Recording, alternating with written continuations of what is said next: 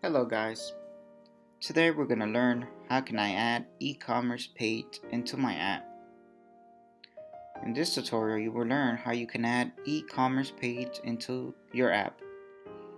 E-commerce page is mainly used if you have listed all your products on any third-party e-store and you want your app users to directly access your e-store from the app itself.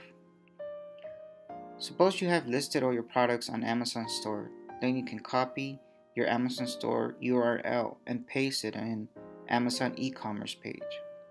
Let's see how it is done. You need to add e-commerce page into your app.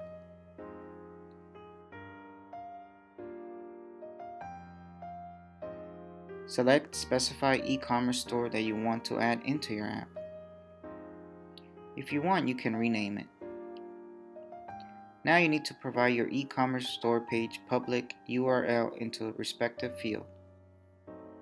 Just to inform you, you can add as many e-commerce store as you want. If your e-commerce store is not listed or you have listed products on your website, then you can choose custom e-commerce store and paste your e-commerce public URL. If you no longer want any e-store, then you can delete it from here. You also have the option to change store icon with your own store logo. Once you finish creating your app, click on Save and Finish. That's it for now. Thank you for watching.